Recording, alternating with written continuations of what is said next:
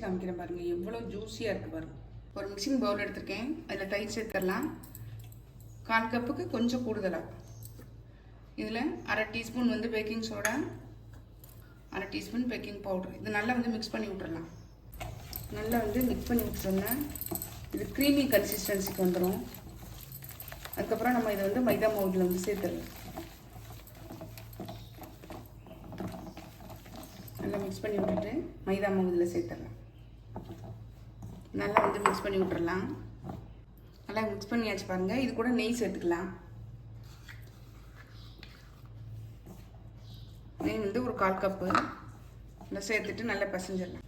ஓரளவு பிசைஞ்சிட்ட பாருங்கள். இதில் கொஞ்சமாக வந்து ஒரு டீஸ்பூன் அளவு தண்ணி சேர்த்துக்கலாம். நல்லா கெட்டியாக பிசைஞ்சிட்டு நான் காமிக்கிறேன் உங்களுக்கு. நல்லா பிசைஞ்சிட்ட பாருங்கள், இவ்வளோ சாஃப்டாக பிசைஞ்சிருக்கேன். நல்லா இழுத்து பிசைஞ்சிக்கலாம். இந்த அளவுக்கு சாஃப்டாக இருக்கணும். கையில் ஒன்றுமே ஒட்டலை பாருங்கள். இப்போ இதை வந்து நல்லா மூடி வச்சிடலாம். ஒரு 1/2 மணி நேரம் ஊறட்டும். சிறப்பு செஞ்சுக்கலாம். இப்போ நம்ம அடுப்பில் பேன் வச்சு இந்த சுகர் வந்து 300 கிராம் இருக்கும். சுகர் சேர்த்துக்கிறேன். இது 1/4 கப்பு வந்து தண்ணி விட்டுக்கலாம். நல்லா கொதித்து கொஞ்சம் பிசுபிசுப்பு தன்மை வரட்டும். நல்லா மாவை கொஞ்சமாக எடுத்து நல்லா சின்ன உருண்டைகளாக உருட்டிக்கலாம். நல்லா அப்படி வந்து 2 கைக்கு இடையில வச்சு நல்லா உருட்டிக்கலாம். விட்டுட்டு அப்படியே ப்ரெஸ் பண்ணிவிட்டு இந்த உள்ள ஒரு விரலை விட்டு நம்ம நினச்சலாம். ஹோலாகவும் போட்டுக்கலாம், இப்படி வந்து தட்டாகவும் செய்யலாம். இப்படியே எல்லாத்தையும் எடுத்துக்கலாம். நான் வந்து பட்டன் பாதுஷா தான் எனக்கு செய்ய போகிறேன். அதனால் இதே மாதிரி எல்லாத்தையும் தட்டிட்டு காமிக்கிறேன். பாதுஷாக்களை தட்டி வச்சுருக்கேன். இப்போ எண்ணெயில் பொரிச்சிடலாம்.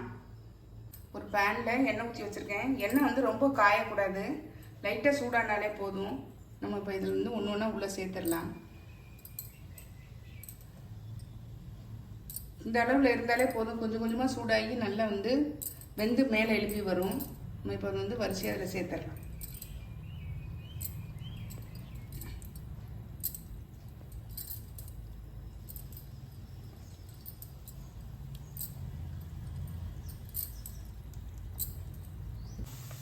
லைட்டாக வந்த உடனே அது மேலே எழும்பி வரும்.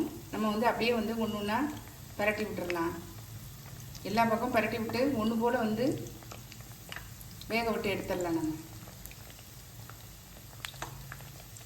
வெந்த ஒன்று காமிக்கிறேன் உங்களுக்கு. பாதுஷா எல்லாமே நல்லா வெந்துருச்சு பாருங்கள்.